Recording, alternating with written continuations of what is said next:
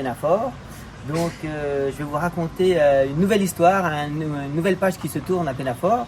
Et il y a mon ami de toujours qui est revenu à Pénafort et pour m'aider à faire ma cuisine et notre cuisine, parce on vient tous les deux du même mentor, le chef da Silva. Alors on a eu un parcours avant de venir à Pénafort propre à nous, hein. Moi plutôt en Bourgogne, à Paris, et puis Julien plutôt vers Nîmes, Arles, tout ça. Mais bon, c'est un Provençal. C'est Philippe da Silva qui nous a fait connaître, qui nous a fait grandir, nous a appris plein de choses.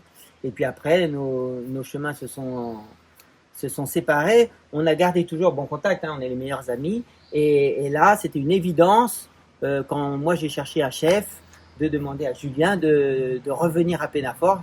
Et ce qu'il a dit oui tout de suite, il était super motivé. Et là, ça se voit. Depuis 2 mois, on avance main dans la main, on est créatif. Enfin, on a deux personnalités différentes, mais ça se voit sur... là, on fait un terre-mer avec un lapin langoustine. Et donc, avec un lapin entier, on va chercher des petites côtes d'agneau, on va faire un jus avec du kumquat. Enfin, c'est pas complexe, hein, c'est vraiment 3 ingrédients, le kumquat, la langoustine, le lapin, et c'est à deux c'est vraiment une facilité de travailler à deux cerveaux qui bouent comme ça, et on arrive à faire des plats vraiment super, je trouve, gustativement, et avec des saveurs. Comme en entrée, on a fait un omble chevalier avec des asperges blanches. Là, j'évoque une carte, c'est une carte de printemps. Donc, il y a les asperges blanches, il y a les asperges vertes, il y a des morilles. Et donc, il y a de la rhubarbe.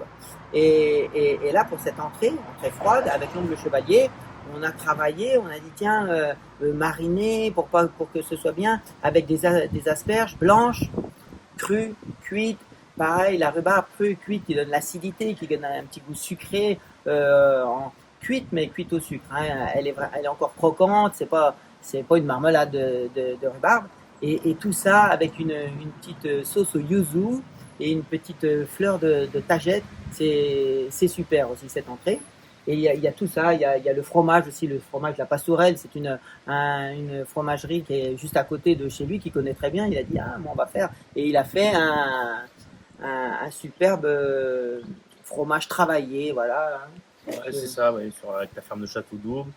On avait envie de les mettre en avant, c'est une belle exploitation. On travaille sur plusieurs de leurs produits, et puis on arrive à ce fromage travaillé sur une émulsion avec une crème brûlée au romarin, donc qui ramène vraiment toute la Provence et la localité dans l'assiette, hein, ça c'est important.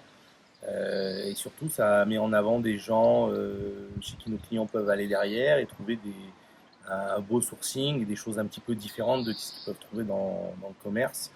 Surtout, que ce soit pour notre clientèle locale ou la clientèle qui vient d'un petit peu plus loin, ça nous permet de raconter l'histoire un petit peu du coin et de mettre en avant notre terroir calassien quand même, hein, qui est quand même bien implanté, mais un peu méconnu. Et nous, on est un petit peu les messagers de tous nos producteurs, comme ça, c'est important. Hein, D'ailleurs, on fait les escargots de Calas qui sont.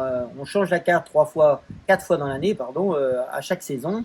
Et à part l'été, parce que moi j'aime bien les escargots chauds et je ne voudrais pas les faire froids. Donc en été, c'est entrées froides. Mais en carte de printemps, en carte d'hiver et en carte d'automne, on change 3 fois, on fait trois recettes, parce qu'on est vraiment avec l'esprit Gaou. C'est les escargots de Calas, un élevage bio, et il fait des escargots magnifiques qui sont vraiment d'un goût exceptionnel.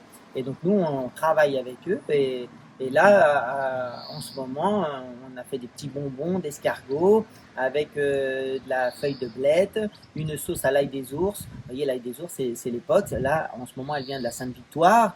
Et vous voyez, c'est ça. On va travailler un produit du début à la fin. On parlait du fromage. On le voit en copeaux quand il arrive, mais dessous, il est en espuma, il est en crumble. On fait un artichaut aussi, cru, cuit, en sorbet, frit, en espuma aussi. Vous voyez, chaque produit est travaillé sous différentes formes. Et c'est vrai qu'à deux, 2 fois plus de création.